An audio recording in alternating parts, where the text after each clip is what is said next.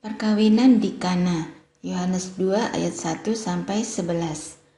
Pada hari ketiga ada perkawinan di Kana yang di Galilea, dan ibu Yesus ada di situ.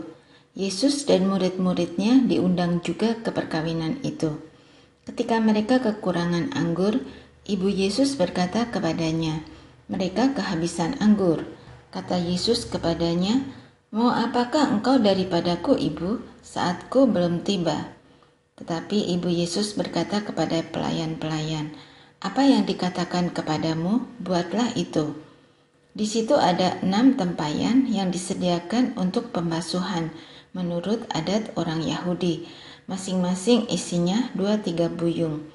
Yesus berkata kepada pelayan-pelayan itu, "Isilah tempayan-tempayan itu penuh dengan air." Dan mereka pun mengisinya sampai penuh.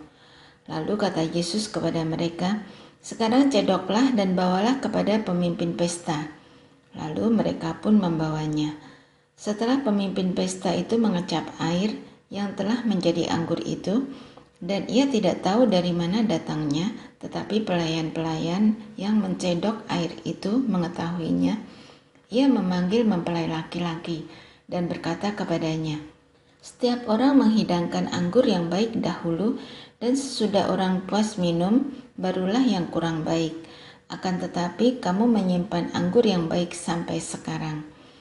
Hal itu dibuat Yesus di Kana yang di Galilea sebagai yang pertama dari tanda-tandanya, dan dengan itu ia telah menyatakan kemuliaannya, dan murid-muridnya percaya kepadanya.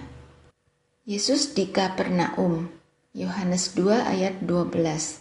Sesudah itu, Yesus pergi ke Kapernaum bersama-sama dengan ibunya dan saudara-saudaranya dan murid-muridnya, dan mereka tinggal di situ hanya beberapa hari saja. Yesus menyucikan bait Allah, Yohanes 2 ayat 13 sampai 25. Ketika hari raya Paskah orang Yahudi sudah dekat, Yesus berangkat ke Yerusalem. Dalam bait suci didapatinya pedagang-pedagang lembu, kambing domba, dan merpati, dan penukar-penukar uang duduk di situ. Ia membuat cambuk dari tali, lalu mengusir mereka semua dari bait suci, dengan semua kambing domba dan lembu mereka. Uang penukar-penukar dihamburkannya ke tanah, dan meja-meja mereka dibalikkannya. Kepada pedagang-pedagang merpati ia berkata, "Ambil semuanya ini dari sini. Jangan kamu membuat rumah Bapakku menjadi tempat berjualan." Maka teringatlah murid-muridnya bahwa ada tertulis, "Cinta untuk rumahmu menghanguskan aku." Orang-orang Yahudi menantang Yesus, katanya, "Tanda apakah dapat engkau tunjukkan kepada kami bahwa engkau berhak bertindak demikian?" Jawab Yesus kepada mereka, "Rombak bait Allah ini, dan dalam 3 hari aku akan mendirikannya kembali." Lalu kata orang Yahudi kepadanya, 46 tahun orang mendirikan bait Allah ini, dan engkau dapat membangunnya dalam 3 hari? Tetapi yang dimaksudkannya dengan bait Allah ialah tubuhnya sendiri. Kemudian sesudah ia bangkit dari antara orang mati, barulah teringat oleh murid-muridnya bahwa hal itu telah dikatakannya, dan mereka pun percayalah akan kitab suci dan akan perkataan yang telah diucapkan Yesus. Dan sementara ia di Yerusalem selama hari raya Paskah, banyak orang percaya dalam namanya, karena mereka telah melihat tanda-tanda yang diadakannya. Tetapi Yesus sendiri tidak mempercayakan dirinya kepada mereka, karena ia mengenal mereka semua, dan karena tidak perlu seorang pun memberi kesaksian kepadanya tentang manusia, sebab ia tahu apa yang ada di dalam hati manusia. Percakapan dengan Nikodemus, Yohanes 3 ayat 1 sampai 21. Adalah seorang Farisi yang bernama Nikodemus, seorang pemimpin agama Yahudi. Ia datang pada waktu malam kepada Yesus dan berkata, "Rabi, kami tahu bahwa engkau datang sebagai guru yang diutus Allah, sebab tidak ada seorang pun yang dapat mengadakan tanda-tanda yang engkau adakan itu, jika Allah tidak menyertainya."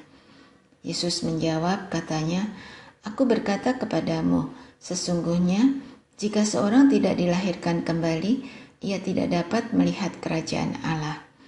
Kata Nikodemus kepadanya, bagaimanakah mungkin seorang dilahirkan kalau ia sudah tua? Dapatkah ia masuk kembali ke dalam rahim ibunya dan dilahirkan lagi? Jawab Yesus, aku berkata kepadamu, sesungguhnya jika seorang tidak dilahirkan dari air dan roh, ia tidak dapat masuk ke dalam kerajaan Allah. Apa yang dilahirkan dari daging adalah daging, dan apa yang dilahirkan dari roh adalah roh. Janganlah engkau heran, karena aku berkata kepadamu, kamu harus dilahirkan kembali. Angin bertiup kemana ia mau, dan engkau mendengar bunyinya, tetapi engkau tidak tahu dari mana ia datang atau kemana ia pergi. Demikianlah halnya dengan tiap-tiap orang yang lahir dari roh. Nikodemus menjawab katanya, bagaimanakah mungkin hal itu terjadi? Jawab Yesus, engkau adalah pengajar Israel, dan engkau tidak mengerti hal-hal itu? Aku berkata kepadamu, sesungguhnya kami berkata-kata tentang apa yang kami ketahui dan kami bersaksi tentang apa yang kami lihat. Tetapi kamu tidak menerima kesaksian kami. Kamu tidak percaya waktu aku berkata-kata dengan kamu tentang hal-hal duniawi. Bagaimana kamu akan percaya kalau aku berkata-kata dengan kamu tentang hal-hal surgawi? Tidak ada seorang pun yang telah naik ke surga selain daripada Dia yang telah turun dari surga, yaitu Anak Manusia.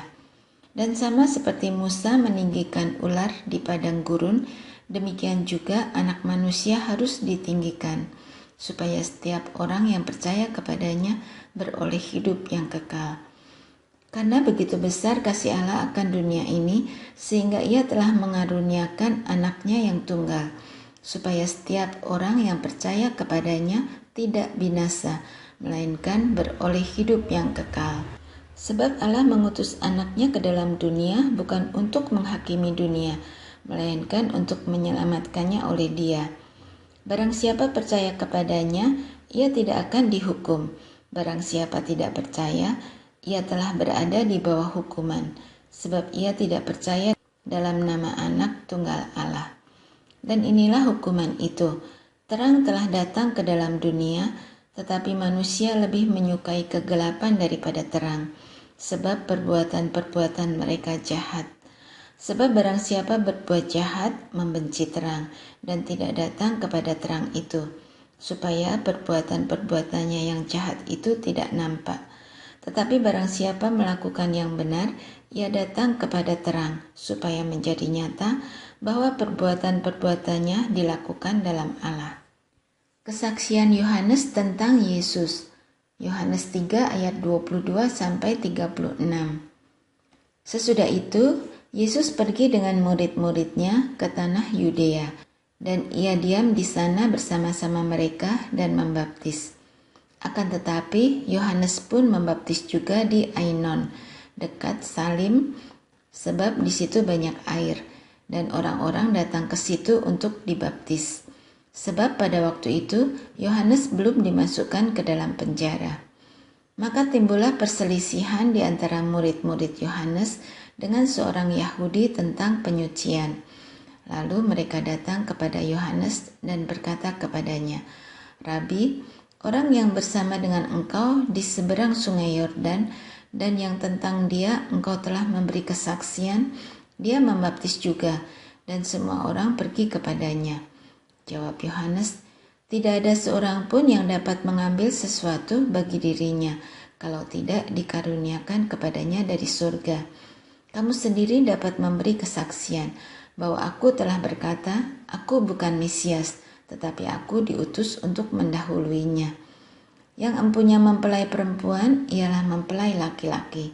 Tetapi sahabat mempelai laki-laki yang berdiri dekat dia dan yang mendengarkannya, sangat bersukacita mendengar suara mempelai laki-laki itu. Itulah sukacitaku, dan sekarang sukacitaku itu penuh. Ia harus makin besar, tetapi aku harus makin kecil. Siapa yang datang dari atas adalah di atas semuanya. Siapa yang berasal dari bumi, termasuk pada bumi, dan berkata-kata dalam bahasa bumi. Siapa yang datang dari surga adalah di atas semuanya. Ia memberi kesaksian tentang apa yang dilihatnya dan yang didengarnya, tetapi tak seorang pun yang menerima kesaksiannya itu. Siapa yang menerima kesaksiannya itu, ia mengaku bahwa Allah adalah benar. Sebab siapa yang diutus Allah, dialah yang menyampaikan firman Allah, karena Allah mengaruniakan rohnya dengan tidak terbatas. Bapa mengasihi anak dan telah menyerahkan segala sesuatu kepadanya. Barang siapa percaya kepada anak, ia beroleh hidup yang kekal. Tetapi barang siapa tidak taat kepada anak, ia tidak akan melihat hidup, melainkan murka Allah tetap ada di atasnya. Percakapan dengan perempuan Samaria, Yohanes 4 ayat 1-42. Ketika Tuhan Yesus mengetahui bahwa orang-orang Farisi telah mendengar bahwa ia memperoleh dan membaptis murid lebih banyak daripada Yohanes, meskipun Yesus sendiri tidak membaptis, melainkan murid-muridnya. Ia pun meninggalkan Yudea dan kembali lagi ke Galilea. Ia harus melintasi daerah Samaria. Maka sampailah ia ke sebuah kota di Samaria yang bernama Sikar, dekat tanah yang diberikan Yakub dahulu kepada anaknya Yusuf. Di situ terdapat sumur Yakub. Yesus sangat letih oleh perjalanan, karena itu ia duduk di pinggir sumur itu. Hari kira-kira pukul 12. Maka datanglah seorang perempuan Samaria hendak menimba air. Kata Yesus kepadanya, "Berilah aku minum," sebab murid-muridnya telah pergi ke kota membeli makanan. Maka kata perempuan Samaria itu kepadanya, "Masakan engkau seorang Yahudi minta minum kepadaku seorang Samaria?" Sebab orang Yahudi tidak bergaul dengan orang Samaria. Jawab Yesus kepadanya, "Jikalau engkau tahu tentang karunia Allah dan siapakah dia yang berkata kepadamu, 'Berilah aku minum,' niscaya engkau telah meminta kepadanya dan ia telah memberikan kepadamu air hidup." Kata perempuan itu kepadanya, "Tuhan, engkau tidak punya timba dan sumur ini amat dalam. Dari manakah engkau memperoleh air hidup itu? Adakah engkau lebih besar daripada bapa kami Yakub yang memberikan sumur ini kepada kami dan yang telah minum sendiri dari dalamnya, ia serta anak-anaknya dan ternaknya?" Jawab Yesus kepadanya, "Barang siapa minum air ini, ia akan haus lagi. Tetapi barang siapa minum air yang akan kuberikan kepadanya, ia tidak akan haus untuk selama-lamanya.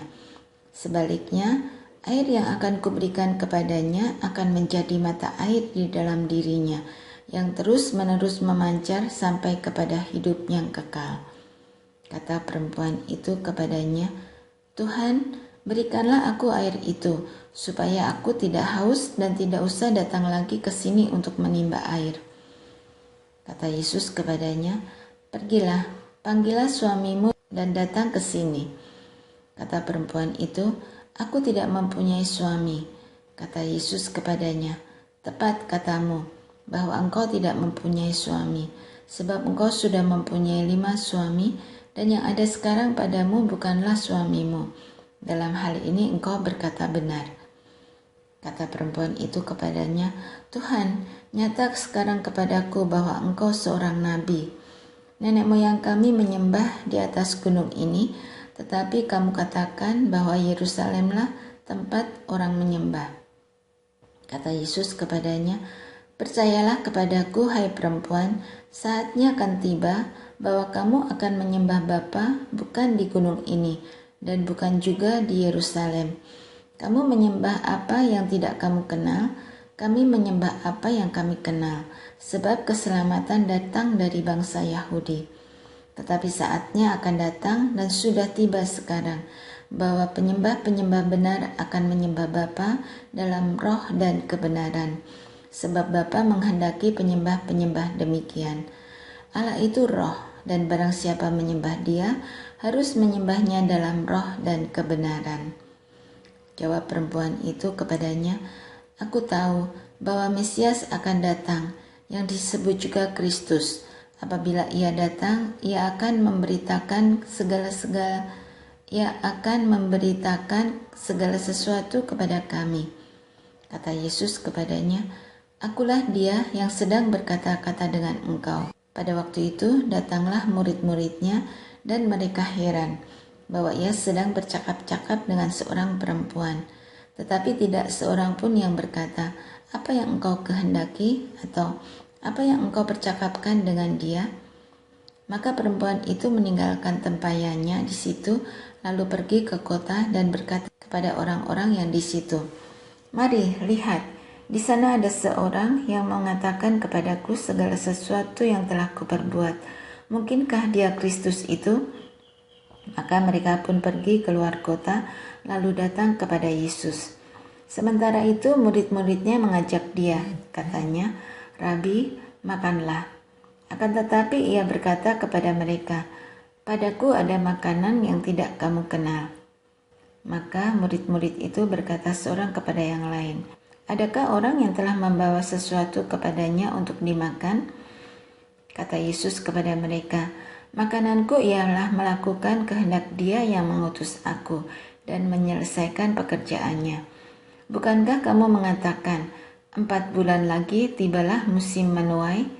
Tetapi aku berkata kepadamu, lihatlah sekelilingmu dan pandanglah ladang-ladang yang sudah menguning dan matang untuk dituai. Sekarang juga penuai telah menerima upahnya, dan ia mengumpulkan buah untuk hidup yang kekal. Sehingga penabur dan penuai sama-sama bersukacita. Sebab dalam hal ini benarlah peribahasa, yang seorang menabur dan yang lain menuai. Aku mengutus kamu untuk menuai apa yang tidak kamu usahakan. Orang-orang lain berusaha dan kamu datang memetik hasil usaha mereka. Dan banyak orang Samaria dari kota itu telah menjadi percaya kepadanya karena perkataan perempuan itu yang bersaksi. Ia mengatakan kepadaku segala sesuatu yang telah kuperbuat. Ketika orang-orang Samaria itu sampai kepada Yesus, mereka meminta kepadanya supaya ia tinggal pada mereka, dan ia pun tinggal di situ 2 hari lamanya. Dan lebih banyak lagi orang yang menjadi percaya karena perkataannya. Dan mereka berkata kepada perempuan itu, kami percaya, tetapi bukan lagi karena apa yang kau katakan, sebab kami sendiri telah mendengar dia dan kami tahu bahwa dialah benar-benar juru selamat dunia. Kembali ke Galilea, Yohanes 4 ayat 43-45. Dan setelah 2 hari itu, Yesus berangkat dari sana ke Galilea, sebab Yesus sendiri telah bersaksi bahwa seorang nabi tidak dihormati di negerinya sendiri. Maka setelah ia tiba di Galilea, orang-orang Galilea pun menyambut dia, karena mereka telah melihat segala sesuatu yang dikerjakannya di Yerusalem pada pesta itu. Sebab mereka sendiri pun turut ke pesta itu. Yesus menyembuhkan anak pegawai istana. Yohanes 4 ayat 46-54. Maka Yesus kembali lagi ke Kana di Galilea, di mana ia membuat air menjadi anggur. Dan di Kapernaum ada seorang pegawai istana, anaknya sedang sakit. Ketika ia mendengar bahwa Yesus telah datang dari Yudea ke Galilea, pergilah ia kepadanya lalu meminta supaya ia datang dan menyembuhkan anaknya, sebab anaknya itu hampir mati. Maka kata Yesus kepadanya, jika kamu tidak melihat tanda dan mujizat, kamu tidak percaya. Pegawai istana itu berkata kepadanya, Tuhan, datanglah sebelum anakku mati. Kata Yesus kepadanya, pergilah, anakmu hidup. Orang itu percaya akan perkataan yang dikatakan Yesus kepadanya, lalu pergi. Ketika ia masih di tengah jalan, hamba-hambanya telah datang kepadanya dengan kabar bahwa anaknya hidup. Ia bertanya kepada mereka, pukul berapa anak itu mulai sembuh? Jawab mereka, kemarin siang pukul 1 demamnya hilang. Maka teringatlah ayah itu bahwa pada saat itulah Yesus berkata kepadanya, anakmu hidup. Lalu ia pun percaya, ia dan seluruh keluarganya. Dan itulah tanda kedua yang dibuat Yesus ketika ia pulang dari Yudea ke Galilea.